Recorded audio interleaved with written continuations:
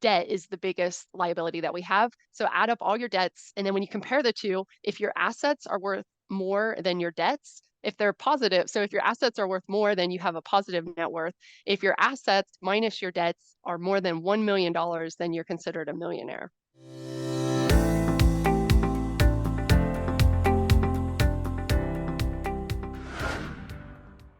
Hey there, it's Samantha Hartley of the Profitable Joyful Consulting Podcast. This season, we're talking about money. And today, I wanted to talk more about your personal money and some of the traps that we can find ourselves in, the negative situations that sometimes happen because you cannot earn yourself out of negative financial situations if you don't change your behaviors. So, today, we're going to hear from somebody to talk to us about the topic of debt and personal finance, and why that is important. As you hear us talking, I feel like there's like 10% of women are extremely financially savvy and come from this profession, but like 90% of the women I know personally, including me, financial topics didn't come naturally to us. It wasn't like what we studied in school or how we came to be self-employed. A lot of my clients are in like the people leadership professions and things like that. Some of them have MBAs. Of course, they'll have studied finance, but for a lot of us, when it comes to personal finance, we just hear this like this zhuzhing sound, right? Like our eyes glaze over and we kind of tune out when people are talking about money. So, what I'd love to invite you to do as you listen today is really tune in and listen with an ear towards becoming more familiar with just these topics and the terminologies.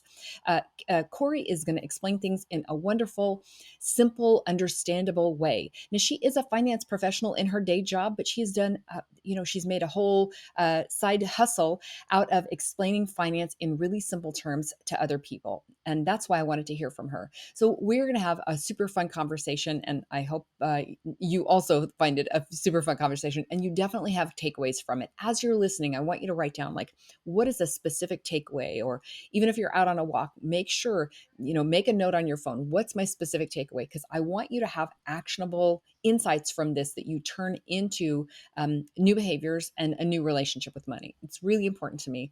And that's why I invited Cori on. So let's meet Cori. She is a fellow vegan like me.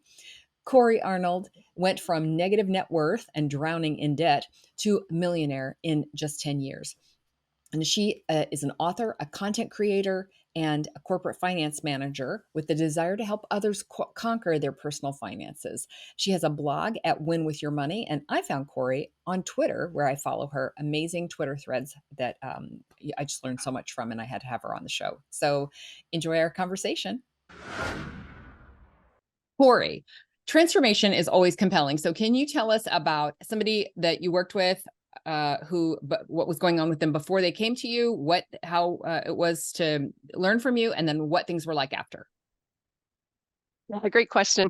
I started my YouTube channel about a year ago, and I mean, I wasn't getting a lot of followers or subscribers, but I kept putting content out there. I told my story about, lots of debt, going to millionaire, and I was really trying to give a lot of financial advice. I didn't realize it, but one of my family members was actually watching every video that I published, and she was really, learning from them, which was really cool. So I started the channel in April of last year, and then in August, she told me that she had paid off her car. And for me, that was a huge win because this family member, she's a great person. I love her, but she's not been the best with money. She's gone through a bunch of jobs. Um, you know, so to hear her say that was awesome. Like, I got through to one person, and hopefully I'm getting through to more, but just like getting through to one person is a huge win for me.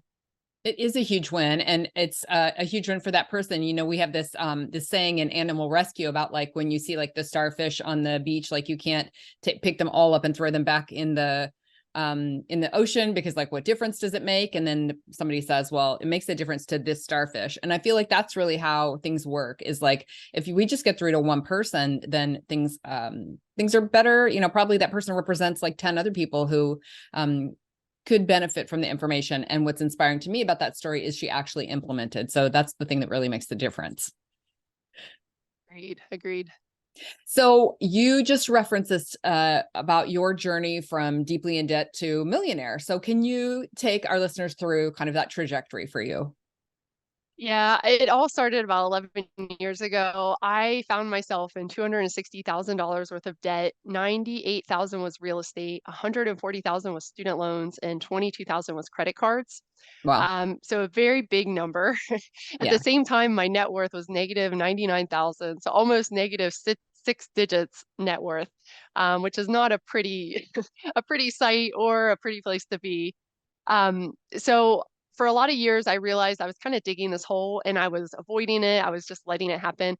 Luckily, about 11 years ago, I had two turning points. So the first turning point was actually Susie Orman, who's a financial author. She's an expert. She's been a big motivator of mine. She had a special on TV one night, and I just happened to catch it where she brought out this woman onto the stage, and she brought out a rack of this woman's clothes for $6,500, worth $6,500. And she also brought out a table with a pile of cash on it worth $6,500. And she asked the woman a very simple question: would you rather have the cash or the clothes? And to me, I mean, to many people, this is probably not a wake up call, but to me, it was a light bulb. I realized, cash is so much more important than clothes. Cash is security in the future. You can buy food, shelter, whatever you need in the future with cash. Used clothes are not going to bring you much security. So for me, that was a huge wake up call. I finally realized I was just overspending at the store. I was buying a lot of junk that wasn't going to help me in the future. So that was a huge mindset shift for me, and that was a big turning point. The second one was I actually listed out all my debts and calculated my interest. Um, at the time, I had actually, prior to this, I had listed my net worth. So I listed my assets, my debts. I had done that multiple times a few years earlier, and I knew it was ugly, but I didn't actually take action. Like I was kind of stuck. I felt guilty about it. I kind of felt ashamed about it, but I didn't, do anything about it until I calculated the interest. And I found out I was paying almost $16,000 worth of interest. And at the time, my salary was like, or my take home pay was like 48 to 50,000 in that range. So that's basically $1 of every $3 of my paycheck was going to interest expense.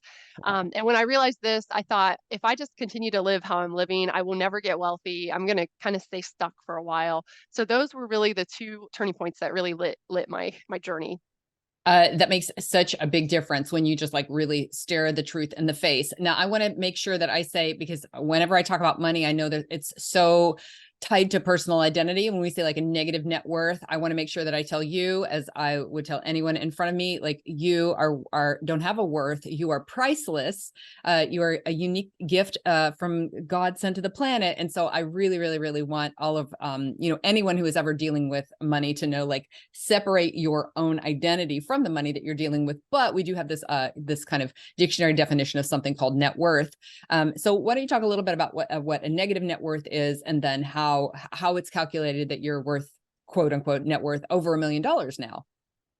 Yeah, sure. Yeah, and I totally agree with your statement, by the way. Net worth has nothing to do with self-worth, so don't ever mix the two. But net worth, the way you calculate it's just a simple formula. It's your total assets. So you would take any assets you have, cash, 401k, real estate, I mean, maybe even cars, although they depreciate, any collectibles. So really any assets that you have that could be traded for cash is considered an asset. List all of those or estimate the values and then list them, and then take all of your debts, all your liabilities, which will cause you payments in the future. So most of us have, debt is the biggest liability that we have. So add up all your debts, and then when you compare the two, if your assets are worth more than your debts, if they're positive, so if your assets are worth more, then you have a positive net worth. If your assets minus your debts are more than $1 million, then you're considered a millionaire. Nice. It's nice to be a millionaire. So that has been your journey to millionaire. And how is being a millionaire different? And how are you different? And what things do you do differently than before? Yeah, that's funny you say that. To be honest, and I've heard a lot of people say this, I don't actually feel any different. So yeah, I have some assets, but I don't keep, to be honest, I don't keep a lot of assets in cash. So it's not, and the funny thing is, even if I had the cash, like, I wouldn't necessarily go spend extravagantly. getting out of debt took me 5 years, and it was a long battle, a long journey. I was a natural spender. I feel like I'm not so natural anymore. Like I feel like I've kind of overcome that hurdle. But now I just really prioritize what I like. I may, go out to eat more often and not necessarily think about the expense. So there's some maybe small things that I do, but the vast majority of my behavior hasn't really changed just because of this, millionaire status. I don't really feel any different because of that. And you're still nice to your friends, and I assume, and all those kinds of things. Yeah. Of course. Treat Yeah. And everyone. I still wear jeans every day. I wear t-shirts most days. My pets are all rescue pets. So there's really, I don't really go for the luxury things. Love it, love it. But you do call yourself a spender, so I really resonate with that term because a lot of people know I've been working on writing a kids book. It's called Personal Finance for Kids, 8 to 12. And in researching the book, I found out that there were kind of different money archetypes about how people were with money. For example, a spender, a hoarder, a gambler, a saver, an investor, and a lot of the parents that I talked to would tell me, oh, like even from a very young age, they could tell the behavior. Whether it was actual money or something like candy or gifts, they would see the kids exhibiting that behavior. So as a spender myself, I know that this is something that I have to create a lot of structures and boundaries around myself so that I don't spend all the money that I make. How do you handle being a spender? Yeah, it's really funny that you say that. When I was in high school, I think my mom took us to Walmart and I wanted a new softball bat. And I happened to pick out the most expensive softball bat. I know we weren't at an expensive store, but she actually told me, why do you have to pick out the most expensive item every time you pick out something? So you're right. Like I was a natural spender, exactly. The way I deal with it today, I think because of the journey that I went through and understanding like the value of every single dollar, I don't actually have that issue today. I do have kind of a funny story. So, um, a year and a half ago, I was going to take a big road trip, 600 miles to another state, and I was going to stay there for a few months. And to get all of my animals there, I either had to buy an SUV, so spend like 45 grand on a new SUV, or I could go find a cat for my truck, for like $1,500. So I opted actually for the cat, which meant the animals probably didn't enjoy their ride as much, but so it's still the case today. Like, I mean, if I thought that I was going to get more value out of that SUV, I probably would have made that choice. But because this is just, it's something I'm not going to need all the time, I went for the cheaper choice. Um, so it's just funny how you prioritize differently. Like in the past, I used to think debt was my tool to get what I wanted today. Like I could get, I could sign papers and have a new car today. Um, Today, though, I'm very different. Like I actually get more enjoyment out of investing and putting my money in the market than spending it because I know if I spend it, it's gone. If I invest it, I've got a pretty good chance that I'll get a return on it later. So it's just funny how your mindset shifts, especially when you kind of put yourself through some hard work. It makes a lot of sense to me. So I really hear I think spending has like a serotonin hit or something associated with it. I don't know what it Yeah. is exactly, but I I Mhm. I get the feeling that it's doing that, and I'm not quite sure what it's doing for me. But I do have a very close friend who talks all the time about shopping therapy, and she's constantly wearing something new and cute that she bought, and I'm like you, I'm really happy to wear the same thing every single day. My spending is usually on the premium softball bat and the $45,000 SUV. So I like have those champagne tastes, but I hear from her that spending is satisfying something within her. So could you talk a little bit about the kind of the mindsets that you think are how can we shift it from a mindset of spending to investing? And also, what are the other mindsets that are helpful in just being more responsible with our personal finances? Yeah, I'll tell you a true story about me. So when I was maybe 20 years old, it was a summer in between college, and I was working at a factory as labor. And I was working third shift, so I was working from like 11 p.m. to 7 a.m. I was Wow. not a happy camper this summer. I was trying to save up money. At the same time, I knew my student loans were growing, and they would grow the next year that I went to college. And I remember telling my mom at the end of the summer, I just need to go shopping. I need to buy something. It's going to make me feel happy. And I was just under that impression, and it sounds like maybe your friend is too, that I thought that buying stuff made you happy. And I do agree, like you do get that shot of dopamine where it's a pleasure sense and it does feel good to get new stuff because our brain is actually wired. We get familiar really fast with things that are around us, and we're wired to like new things. That's why we like to travel and experience new things. So I understand it. I definitely understand it, but I finally realized that it doesn't really make you happy. It's just a temporary shot of dopamine. And it's not going to serve any long-term purpose. You're not going to be content by it. So for me, it was just realizing that that is just short-term happiness, or maybe not even happiness is the right word. The other thing that I found interesting, human beings, we make choices based off pain and pleasure. And I almost see this as a teeter-totter that's on like a kid's playground. So, we for a while spending feels awesome. So we get a lot of pleasure out of spending. And then the delayed gratification is kind of over here in pain. We feel a lot of pain when we don't get what we want immediately. But as you continue to spend and rack up debt, especially if you're spending more than you're making, eventually the teeter-totter changes and you actually get more pain out of the debt than you're getting contentment out of that spending. So it's almost like you shift. And for me, that was the hard thing I went through because had to deal with all that debt that I had created for myself. Um, so yeah, I understand that psychology around human beings, and I love that our mindset, like how we think about money, that really changes your actions and your habits. So a lot of it I'm hearing really comes down to awareness. I love that seeing those bills rack up took a little bit of the pleasure out of the spending. And I've definitely had that experience as well, where I feel like, do I really, especially with clothes, I have a clothing rental service because I honestly just don't care about owning them. And like a lot of the things that give other people pleasure, I just don't find it in that. So I think it's about self-awareness and really paying attention to things. The awareness piece to me is really interesting in terms of if we zoom back out and look at like why we're even talking about this for business owners. Well, business owners, I want them to be really aware of what their business finances are, and your personal finances are so tied into your business finances.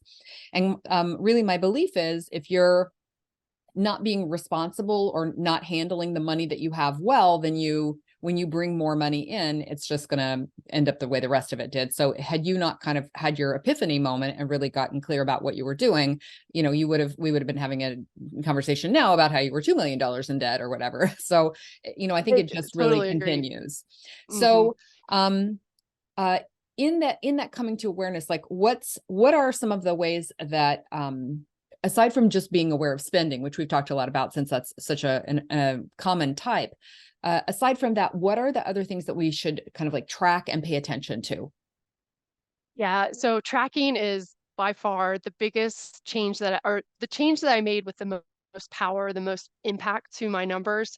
When we track, first of all, when you actually list out your debts, list out your actual spending, you don't even have to create a budget. Just start listing out your transactions, which you may not think is powerful, but when you do that, there's a couple things that happens. First, you really understand where you are, like where are you today? And just like a GPS can get you anywhere you want to go. But if it doesn't know where it's starting, it can't get you there. Like you could be in a totally different state and it's not going to get you there. So it's the same with tracking. When you don't know where you are financially, there's a lot of uncertainty around that and you can't actually move forward. You're kind of stuck. So I highly, highly recommend that people, list out your debts, list out your actuals. It may not seem powerful. I know like writing it down in a notebook or putting it in a spreadsheet doesn't seem like it would be that powerful, but it really is. You really start to see you have a better awareness of where you are. Um, the second reason that tracking is so important is because we as humans, we naturally anchor to certain numbers. So for example, if you've got any money in the stock market right now, you are probably anchoring your mind to a balance you had maybe at the end of 2020 or 21. And then in the last year, we've had this bear market, and everyone's probably thinking, oh, I wish I had that balance that I had a couple years ago. Um, it's the same thing. Like maybe you weighed a certain amount on your wedding day or whatever it is. You kind of anchor yourself wherever you are today. You kind of compare yourself to that weight. And the reason that hurts us in money is because when you're not tracking, you kind of anchor yourself to just maybe one or two big expenses or maybe the most recent expense in the month. And you don't actually think about like every other expense you had, even if they're a few bucks here, a few bucks there, they really add up. And when you track it, you can sum it. And when you sum it, you realize, wow, like $20 a week, that's $500 a year, or actually that's $1,000 a year. Yeah. Yeah, small things really add up. They totally add up. I am a huge believer in tracking. I've sat once with a client of mine where I had shared a spreadsheet, kind of the dashboard that I used in my business, and she'd been tracking kind of her monthly revenues. And I said she wasn't super familiar with Excel, like ex-corporate nerds are. And so I said, oh, well, you have your monthly numbers in here, but you don't have this annual number in here. So I kind of did the thing in the spreadsheet where you pull it across and it comes to a total. And she went, woohoo. So she'd never seen like that number, that total number in there. And you have a very different feeling about things when you see kind of like the truth of the numbers. So as you're saying, it can be a harsh truth, or it can be like a really positive truth. And I think it's also interesting, the thing that you said about weight, because one of the things that I've noticed is I think there might be a correlation between kind of the weight, maybe people who are like have obsessive eating, like emotional eating, the way we do emotional shopping, and kind of those behaviors. And one of the fastest ways to stop yourself from doing that is to write down absolutely everything you eat. So tracking brings with it kind of like awareness, and awareness brings responsibility. And so you kind of have to be like, whoa, look at that. And I think one of the hardest things to do in that is like write down those like, well, it was just a cracker on my way to past the kitchen or whatever. And if you don't write those down, then later on you find out, well, that was like 690 calories in just one crackers over the course of the day or whatever. And that is what I feel like happens when I check especially my business bank account, but I check my bank accounts pretty much every day. And sometimes I'll go 2 or 3 days, but I'm pretty much looking at that every day. And just this week, I found an expense that I was like, what's $395 for? And so I just had to track it down and make sure that that was a legitimate expense, because plenty of times, like someone's accidentally double billed me for $2,000, which is a lot of money to double bill for, or, there's the subscription I forgot to cancel, or this is the worst thing is, it's one thing to have these monthly renewals like Netflix, but you can have an annual renewal, like the hosting for your website, and you didn't know it was going to, oh my gosh. So anyway, I'm a huge proponent of tracking. What's a way for someone to get started with tracking if they're not doing that already? Yeah, I guess the first thing is really to pick the tool that you want to use for tracking. So it could literally be a cheap notebook. You don't have to go buy anything fancy. If you like pen and paper, then do it that way. If you like spreadsheets, get Google Sheets or Excel. And then there's also apps. The only thing I think about apps, like apps are great, technology's awesome, but sometimes it almost gets too automated, and then you Yeah. kind of you don't quite get that Yeah. tangibleness that you get from writing it down. Mm-hmm. So yeah, that's first step. Figure out how you want to do it. Figure out how also like what tool kind of gives you that more emotional or Yeah. tangible impact. Mm-hmm. Um, and then second, I would figure out what you want to track. So for me, I mean, actual spending is huge. Actual income is huge. These are just 4 things that I would recommend: actual spending, actual income, actual debt, and then calculate your annual interest, which is just the total principal times the interest rate. And it's not a perfect number, but it's an estimate, and it'll be close enough to wake you up if it's really high. Mm-hmm. And then your total assets. So really just 4 things that you need to track. And like you said, it sounds like you do it, a couple um, 6, 7 times a week. Yeah. I really only track mine about every 2 weeks. On the personal side, I do look at my business one about every Friday. So you decide your frequency. If you just want to do it once a month, that's fine. Just know that the first time you do it, it's going to be the most difficult time. So, get through that first time, get through that second time, and then I promise the third month, it's going to feel just much more natural, and it'll be easier because you've already got a couple months under your belt. Definitely. I think that makes a lot of sense. I have a client who says, oh, I just find I do better when I don't look at my numbers. And I'm like, no, no, no, no, no. You think you do, because you have kind of I don't know, like a denial, or like, oh, it's just, I'm going to just pretend that's not happening. But the truth is, like, it can be really scary if you looked at that, and if you had like a big surprise waiting for you in there. So I'm like, don't like be in denial about this. Like, look at those numbers. Agreed. Yeah. So what, what are the kind of the principles of things that someone has to have in place to be not just out of debt, but like being like a responsible adult and taking responsibility for their money. And I say that in a joking way, partially because my husband and I just over the past year have started to do a lot of the things that we feel like responsible adults should do, like have a will and have a, make sure we have some life insurance and, just those kinds of things of like, okay, I think we've come to that point in our lives.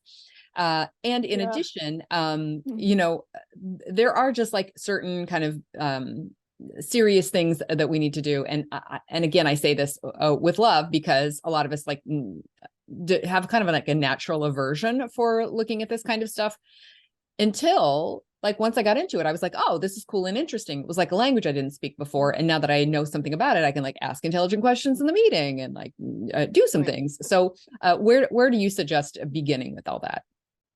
Yeah, I have three things. So the first is this is pretty simple, but not everyone does this. Open up every statement. And it sounds super simple. But people just they like to avoid, and I was in avoidance for a long time, so I know how it feels. But the thing is, a lot of us tend to like worsify things. We make things much worse than they are. Yeah, And when you don't know, you're just creating a lot of stress that isn't necessary, because you're creating that uncertainty. So first, just open your accounts. Get online, look up every account you have, put it on paper or spreadsheet, and really know where you are. Because I mean, that is a good step to get to adulthood and to really start to manage your money.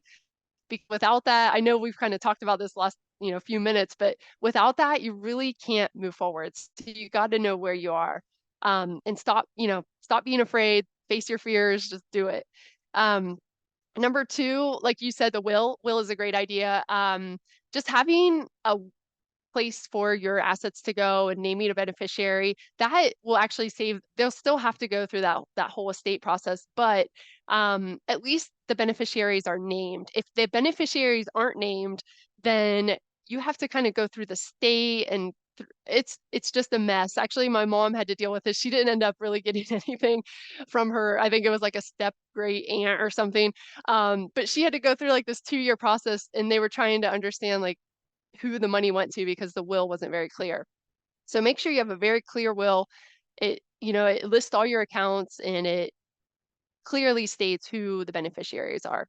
And then third, if you have dependents, if anyone is depending on your income, make sure you have life insurance. Go for the term insurance. I would stay away from like universal life or whole life, anything like that, because in that case, you're mixing your investments and your insurance, and it's a really expensive product that you really don't get any benefits from. So stick with term insurance. There are kind of rules out there. A lot of people say like 10 times your salary. So if you make 100,000, get $1 million worth for the people that are depending on your income. If you don't have anyone depending on your income, don't get life insurance. It's just an extra expense you don't need. So really think about that. If anyone is dependent, if you have kids, you probably need it. If you don't have kids, you may not need it. But those are the three things I would say that is a great foundation. definitely. I think those are really smart for people to just be learning more about. And then you mentioned investment. So you're investing in the stock market. And when someone is just kind of starting out with something like that, I feel like there's a lot of barriers to doing so. And rather than going deep into that, I also want to bring up that you do some real estate investing. So when you started kind of doing these, beginning those endeavors, uh, how did you kind of like overcome the barriers to figuring out like how do we even get involved in either one of those things without just losing your shirt? Yeah, exactly. So I'll tell you first before we get into those. I actually, even when I started this journey, I started my retirement investing immediately. So I have an employer, so it was easier for me. But if you're working for a company, I highly suggest start retirement investing today. At least get the match up to maybe 10% if you're still in consumer debt. And then if you work for yourself, there's a SEP IRA that you can get. There's lots of self-employed products for you. So I definitely recommend that at first. Um, Now, when it comes to real estate and then my non-retirement investing, I didn't start that until I was completely out of debt.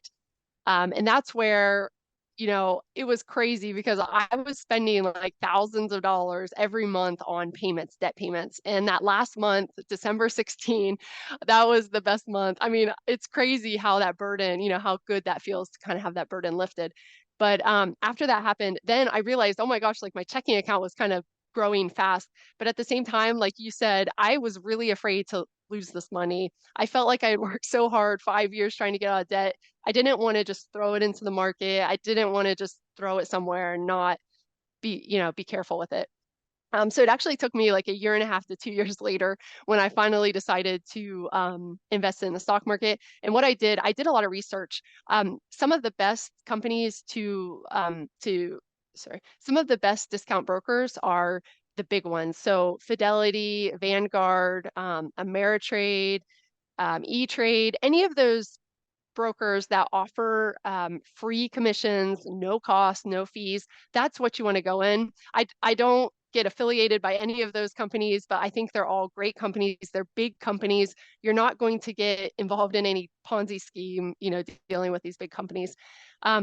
And then next, again, keep your costs low. So like I just said, you don't want to pay commissions, you don't want to pay fees that are unnecessary. And many brokerages today actually don't charge too many fees.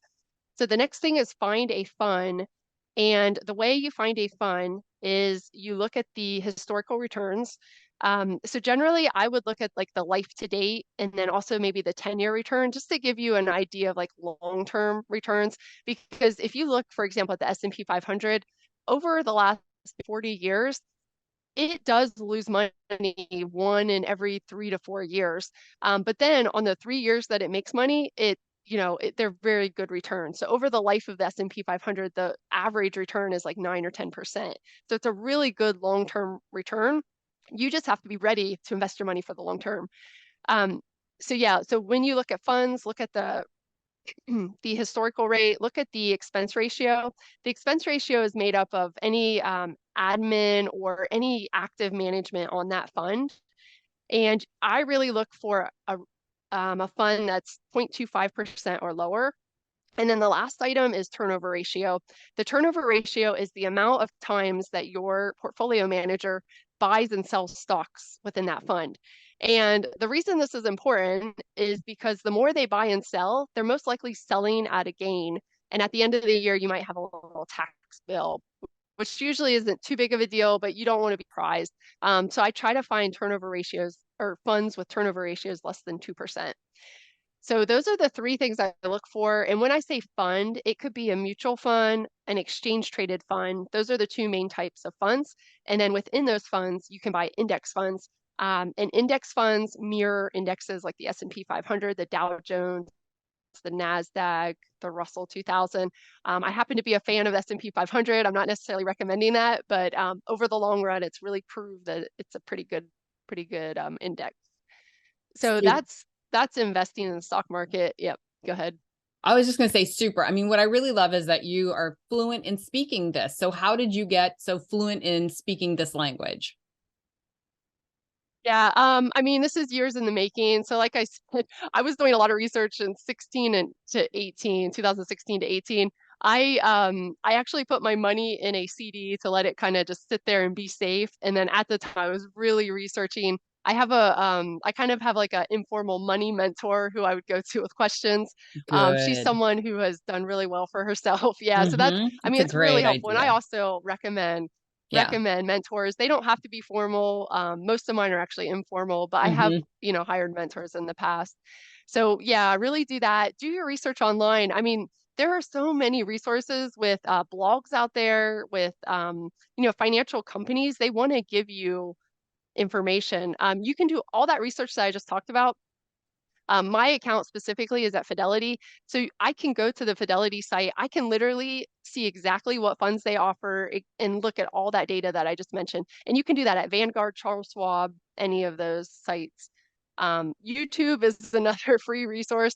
So it just takes a little action to just, do that research and eventually you kind of understand what to research. Maybe at the beginning you don't even know what question to ask. But as you read articles and listen to videos, you'll definitely get familiar. Totally agree with that. And I also have a money mentor like you're talking about, and have had people over the years. And my brother has just passed his CFP, which is Certified Financial Planner exam.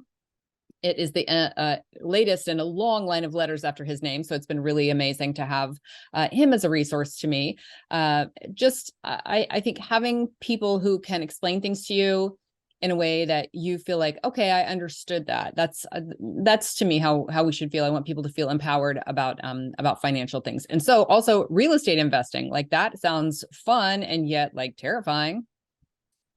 Yeah, for some reason I've always been like attracted to real estate. I don't know why, but I've always wanted to buy, I've wanted to invest in real estate.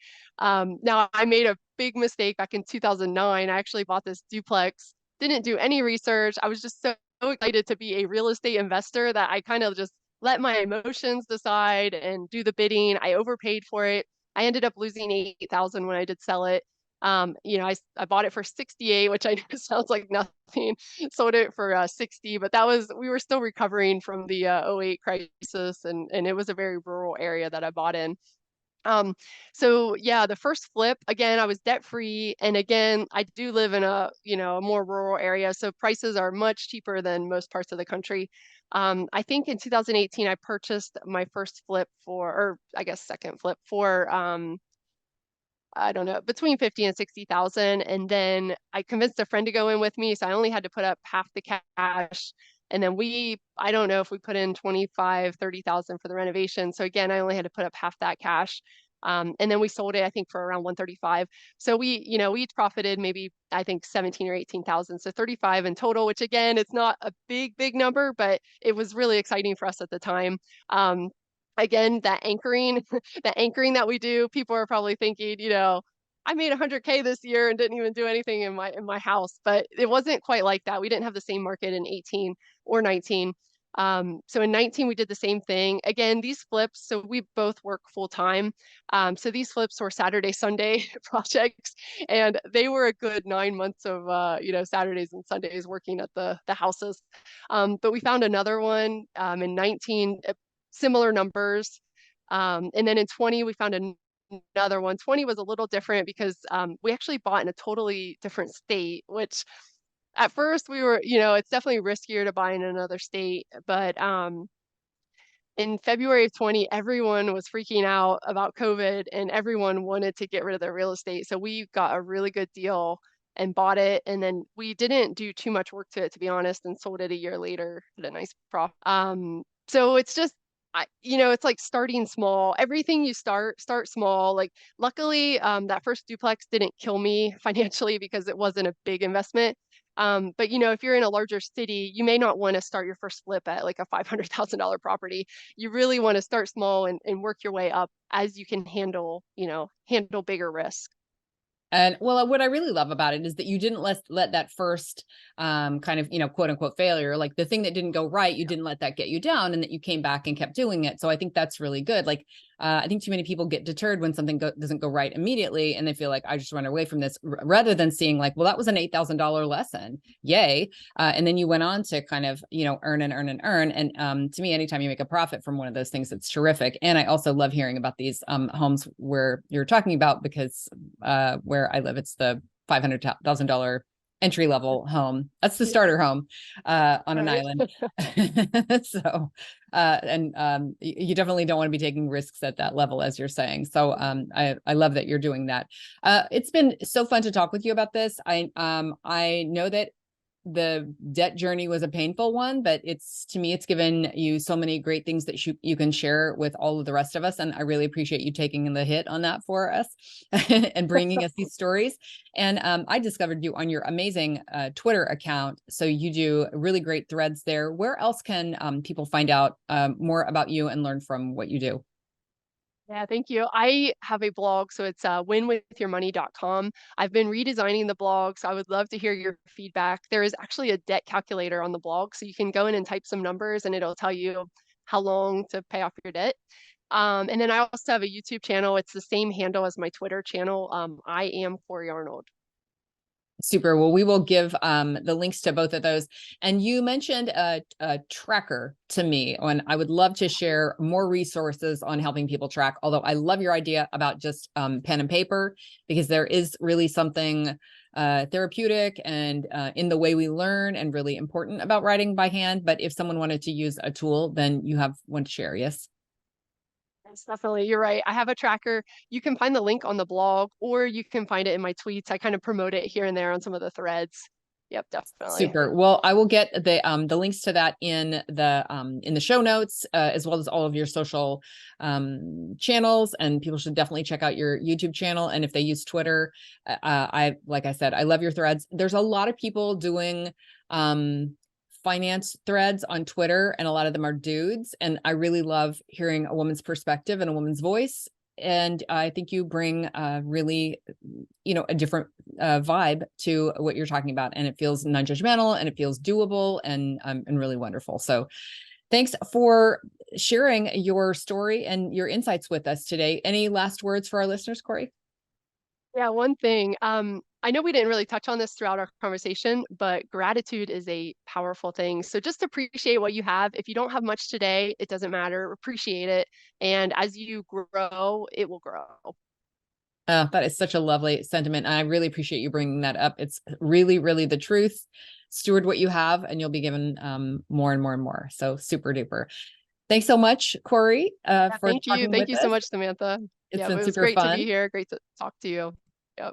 And with that, Cori and I are wishing you a profitable and joyful consulting business.